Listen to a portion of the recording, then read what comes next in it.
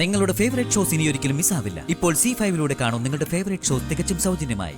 ഒരു പരിചയമില്ലാത്ത ഒരാൾ വന്ന് പെട്ടെന്ന് സംസാരിക്കണമെന്നും മാറി നിൽക്കണമെന്നൊക്കെ പറഞ്ഞാ പേടിക്കണ്ട, രവിക്കും കൂടെ ഗുണമുള്ള ഒരു കാര്യത്തിന്. നമ്മൾ തമ്മിൽ സംസാരിക്കുന്നത് ഇത് ആദ്യമായിട്ടാണെങ്കിലും കുറെ കാലമായി ഞാൻ രവിയെ ക്ലോസ് ആയി തന്നെ വാച്ച് ചെയ്യുന്നുണ്ടായിരുന്നു. ഒരു പെൺകുട്ടി ഒരു പുരുഷനെ നിരന്തരം ഫോളോ ചെയ്യണമെങ്കിൽ ഒരു താല്പര്യം അവനോടുണ്ടെന്നല്ലേ അർത്ഥം.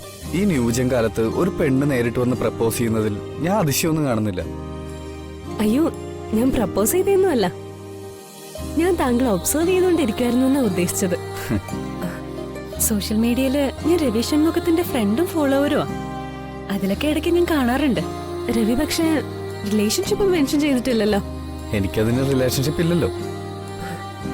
അപ്പോ ഗോപികയോ? നിങ്ങളുടെ ഓഫീസിലെ പാർട്ട് ടൈം ജോലി നോക്കുന്ന ഗോപിക? ഗോപികയായിട്ട് രവിക്കൊരു റിലേഷൻഷിപ്പ് ഉണ്ടെന്നാ ഞാൻ വിചാരിച്ച. ഏയ്, ഞങ്ങൾ ഒരുമിച്ച് വർക്ക് ചെയ്യുന്നു മാത്രം. പിന്നെ നല്ല ഫ്രണ്ട്സാ. കള്ളം പറയല്ലേ. സോഷ്യൽ മീഡിയയിൽ നിങ്ങൾ ഒരുമിച്ചുള്ള ഫോട്ടോസ് ഒക്കെ കണ്ടല്ലോ.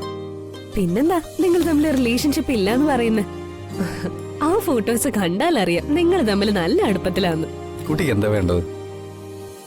ഞങ്ങൾ തമ്മിൽ അങ്ങനെ അടുപ്പമൊന്നുമില്ല. ഓഫീസിലെ ഫംഗ്ഷനും പിന്നെ ഓരോ സൈറ്റ് കാണാൻ പോകുമ്പോഴൊക്കെ എടുത്ത ഫോട്ടോസാണ്. ഞാൻ തന്നെ കുറിച്ച് ശരിക്കും അന്വേഷിച്ചു. രവിക്കിപ്പൊ പണത്തിന് നല്ല ടൈറ്റ് ആണെന്നും അത്യാവശ്യമായിട്ട് കുറച്ച് പണം വേണമെന്നും എനിക്കറിയാം. എനിക്ക് താങ്കളെ സഹായിക്കാനാവും. Really I can. എനിക്കാരുടെയും പണമൊന്നും വേണ്ട. പെട്ടെന്ന് അപരിചിതയായ ഒരു പെണ്ണ് വന്ന് പണം ഓഫർ ചെയ്താ ആരായാലും സംശയിച്ചു പോവും. എനിക്കങ്ങനെ വലിയ ടാസ്ക് ഫുൾ ഹെൽപ്പ് ഒന്നും വേണ്ട. രവിക്ക് ഈസിയായി ചെയ്യാൻ പറ്റുന്ന ഒരു ഫേവർ. ഒന്നുമില്ല, ഋഷി എന്നൊരാള് നിങ്ങളുടെ ഓഫീസിൽ വരാറുണ്ട്. ഒരു ഫാം ഹൗസോ റിസോർട്ടോ ഒക്കെ വാങ്ങാനോ മറ്റോ ഗോപികയാണ് അയാളുടെ കാര്യങ്ങളൊക്കെ ഒഫീഷ്യലി ഡീൽ ചെയ്യുന്നത്. അയാളെ രവിക്ക് അറിയാവോ? ഓർമ്മയുണ്ടോ? ഞാൻ കണ്ടിട്ടുണ്ട്. എനിക്ക് കിട്ടേണ്ടിരുന്ന ക്ലയന്റ് ആണ് ഗോപിക അടിച്ചെടുത്തത്. ഋഷി സാറിന് അറിയാം. അപ്പൊ കാര്യങ്ങളൊക്കെ എളുപ്പമായി. ഋഷി സാറിന് പേഴ്സണലായി കണ്ട് ഗോപികയായി ഞാൻ റിലേഷൻഷിപ്പിലാണെന്നും അതിനിടയിലേക്ക് സാറ് കടന്നു വന്ന് ശല്യം ഉണ്ടാക്കരുതെന്നും പറയണം. അങ്ങനെ ഞാൻ പറയുന്നതുകൊണ്ട് അഞ്ജലിക്ക് എന്താണ് ഗുണം? എനിക്ക് പണമൊക്കെ ഓഫർ ചെയ്തു. ഞാൻ അങ്ങനെ ചെന്ന് പറഞ്ഞതുകൊണ്ടുള്ള ഗുണം എനിക്കൂടി ബോധ്യപ്പെടണ്ടേ? ആക്ച്വലി എനിക്ക് ഋഷി സാറിന് ഇഷ്ടമാണ്.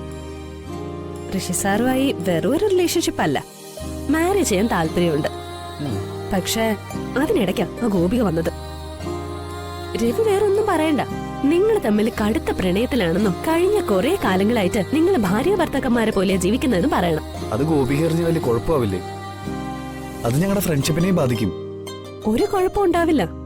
നിങ്ങളുടെ ഫ്രണ്ട്ഷിപ്പ് കൂടുതൽ സ്ട്രോങ് ആവേ ഉള്ളൂ. ഗോപികയെ ഋഷിയുമായി തെറ്റിക്കണം. അതിനുവേണ്ടി ഞാൻ ഇതൊക്കെ പറയുന്നത്. അവര് തമ്മിൽ വീണ്ടും തെറ്റിയാ നിങ്ങൾക്ക് വീണ്ടും തിക് ഫ്രണ്ട്സ് ആയിക്കൂടെ? ശരി, അതുകൊണ്ട് അഞ്ജലിക്ക് എന്താ ഗുണമുള്ളത്? ഞാൻ പറഞ്ഞില്ലേ, എനിക്ക് ഋഷിയെ വേണം. ഋഷിയെ എനിക്ക് കിട്ടണമെങ്കിൽ അവര് തമ്മിൽ തെറ്റണം. ആ പിന്നെ അവളുടെ ആ ഗോപികയുടെ മുതുകില് ഒരു മറുകുണ്ടെന്നും അടയാളമായി പറയണം. രവിക്ക് താല്പര്യമില്ലെങ്കിൽ ഞാൻ നിർബന്ധിക്കുന്നില്ല. ഞാൻ മറ്റാരെങ്കിലും സമീപിച്ചോളാം. ഒരു ചെറിയൊരു ഹെൽപ്പ്, വെറുതെ പറയുന്ന കുറച്ച് ഡയലോഗ്സ്. അതിന് 25,000 ആണ് എന്റെ ഓഫർ. വാങ്ങിച്ചോ? ഡൗൺലോഡ് ചെയ്യൂ C5 ആപ്പ്. കാണൂ എല്ലാ എപ്പിസോഡുകളും സൗജന്യമായി.